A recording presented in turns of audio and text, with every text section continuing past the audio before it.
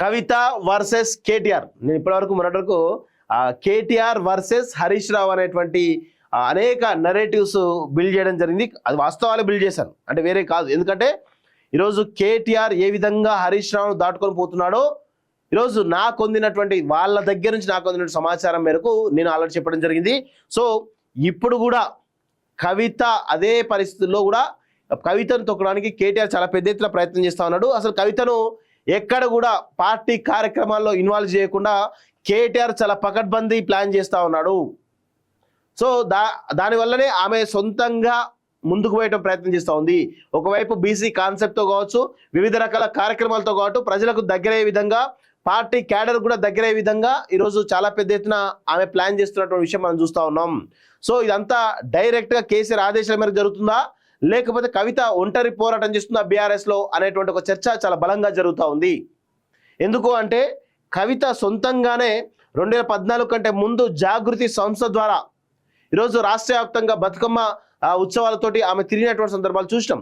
ఆమె 2014 తర్వాత ఎంపీ అయిన తర్వాత కూడా పార్టీలో ప్రాధాన్యం లేకపోవడం వల్ల కూడా కావచ్చు, లేకపోతే వివిధ కారణాలు కావచ్చు, మొత్తానికి రాష్ట్ర వ్యాప్తంగా జాగృతిని బలోపేతం చేస్తూ కొంత తన సొంత క్యాడర్ నిర్మించుకునే ప్రయత్నం చేయడంలో సఫలమైనరు.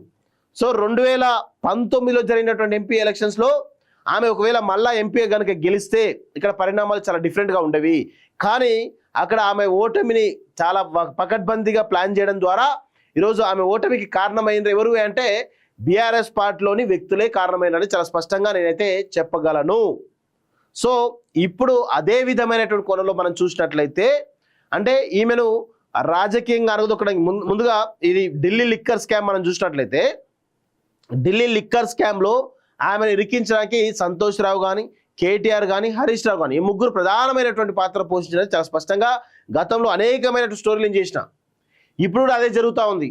ఆమెను రాజకీయంగా అనగదొక్కడానికి ప్రతిపక్షాలు ఏం ప్లాన్ చేయట్లే, ఇంట్లోని వర్గపోరు మాత్రమే ఈరోజు ఆమెను అనగదొక్కేట ప్రయత్నం చేస్తూ ఉన్నారు.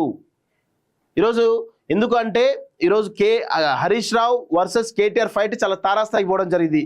అదేవిధంగా కేటీఆర్ వర్సెస్ హరీష్ రావు, కవిత వర్సెస్ హరీష్ రావు, కవిత వర్సెస్ కేటీఆర్, అంటే ఈ ఒక్కటి వీళ్ళందరినీ కూడా ఢీకొంటా ఉన్న విషయం మనం చూస్తూ ఉన్నాం. సో దానిలో ఎవరు పై చేయి సాధిస్తారో త్వరలో తేలిపోయే అవకాశం అయితే చాలా స్పష్టంగా కనబడుతోంది. 2 రోజుల క్రితం నిజామాబాద్లో కవిత సీఎం అంటూ, నిన్న తెలంగాణ భవన్లో కేటీఆర్ సీఎం అనే నినాదాలు, కేసీఆర్ మౌనంతో క్యాడర్లో డివిజన్. సో బీఆర్ఎస్లో హాట్ టాపిక్గా కొత్త సంస్కృతి అంటూ చూస్తున్నాం. సీఎం అంటూ అనుచరుల పోటాపోటీ స్లోగన్స్. బీఆర్ఎస్ పార్టీలో ఆసక్తికర పరిణామాలు చోటు చేసుకున్నాయి. పార్టీ కార్యకర్తల నుంచి ఇంట్రెస్టింగ్ నినాదాలు వినిపిస్తున్నాయి. వాటిని వింటుంటే పార్టీలో కేటీఆర్ వర్సెస్ కవిత అనే వార్ కొనసాగుతున్నదా అనేటువంటి అనుమానాలు కలుగుతా ఉన్నాయి. రాష్ట్రంలో బీఆర్ఎస్ అధికారాన్ని కోల్పోయి ఏడాది గడిచింది.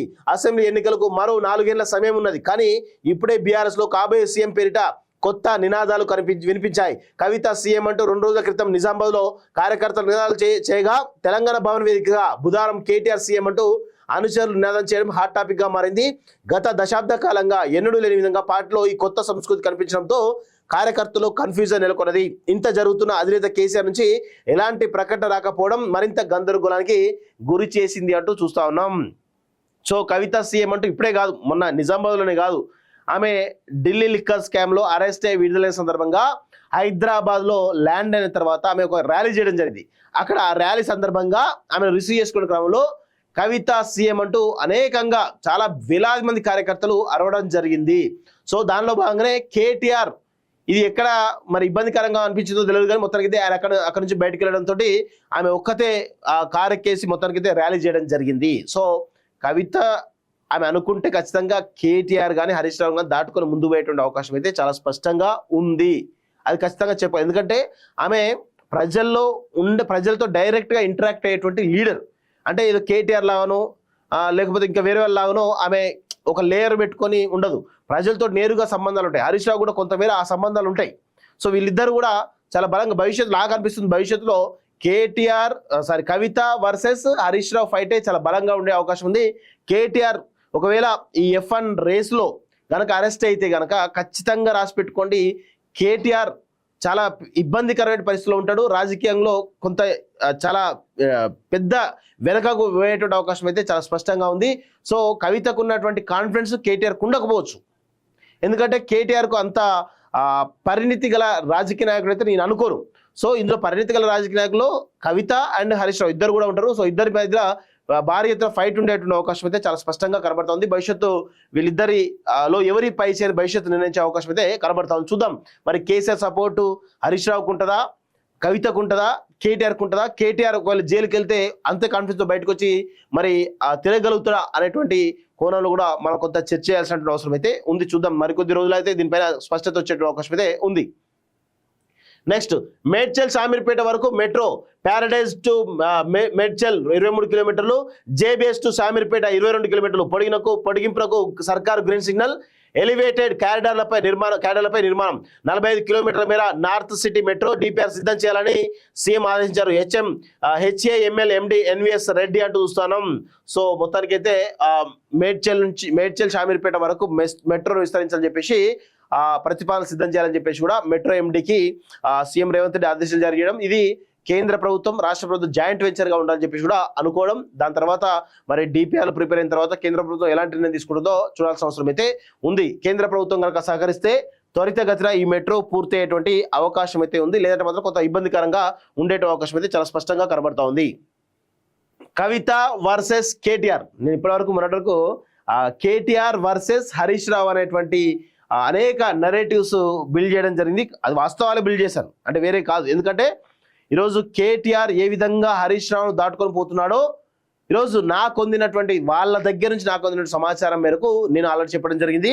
సో ఇప్పుడు కూడా కవిత అదే పరిస్థితుల్లో కూడా కవితను తొక్కడానికి కేటీఆర్ చాలా పెద్ద ఎత్తున ప్రయత్నం చేస్తా ఉన్నాడు. అసలు కవితను ఎక్కడ కూడా పార్టీ కార్యక్రమాల్లో ఇన్వాల్వ్ చేయకుండా కేటీఆర్ చాలా పకడ్బందీ ప్లాన్ చేస్తా ఉన్నాడు. సో దానివల్లనే ఆమె సొంతంగా ముందుకు పోయటం ప్రయత్నం చేస్తూ ఉంది.